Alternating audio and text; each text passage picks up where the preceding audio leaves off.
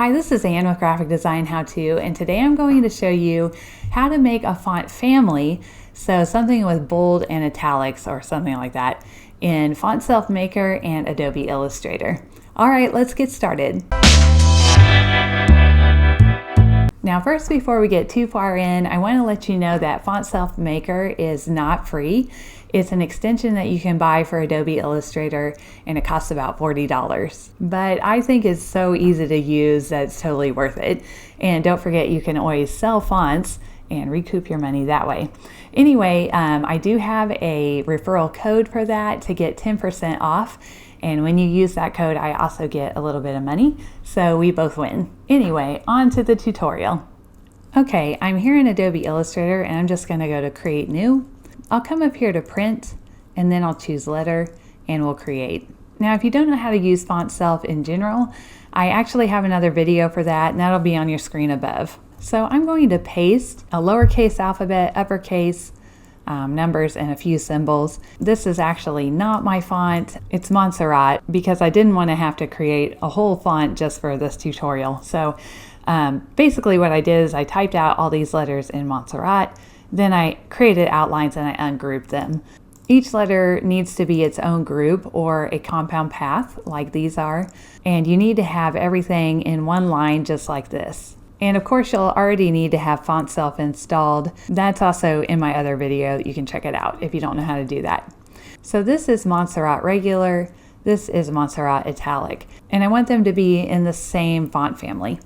So I'm going to come up here to Window, Extensions, and Fontself Maker, and I'll create a new font. So the first step is to take your lowercase ones and just drop them on here, and then hover over lowercase alphabet. If you have all the letters in the right order, they'll automatically be named correctly. So this looks good. I'll take my uppercase ones and drop those on. Now, if this isn't working for you, it might be because like maybe your lowercase I is actually two pieces instead of one. It's not grouped, or it's on a compound path. But this went through okay for me.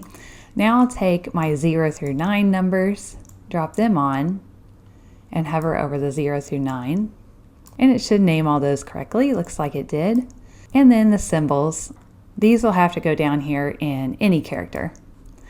And when you have symbols like this, you have to actually just go in and type them in.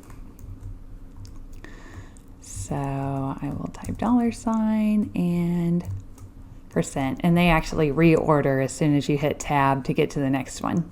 So we have our entire regular font installed. So I'm going to go ahead and save this, and I'm going to call it Montsy. And I'll say OK. And then it's going to ask us where we want to save that. I'll just put it on my desktop.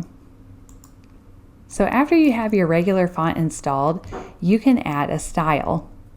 So we'll click on New, and then New Style instead of New Font. And now we can choose what type we want.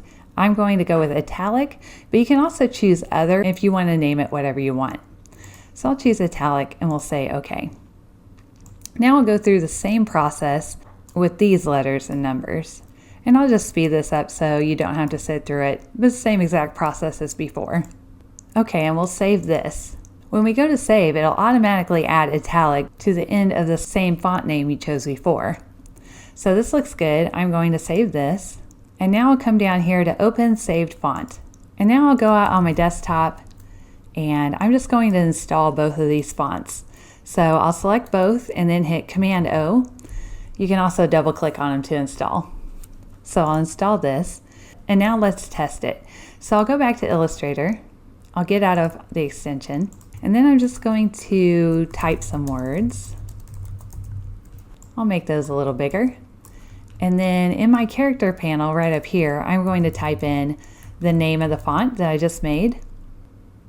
And now you can see there's a little drop down. We can do regular or italic here. So that's how to make a font family with Fontself Maker. Now, if you wanted to add bold or something else to this, maybe some glyphs, maybe some swashes or something like that, you can get back into Fontself Maker, and just go ahead and do new and then new style and add that one. And I don't know the limit on how many styles you can have under one family, but usually you don't have that many, maybe 6 or 7. Okay, and that's it. All right, if you like this video and you want to see more videos like this, just hit the subscribe button and the little bell next to it, and you'll be notified every time a new video comes out.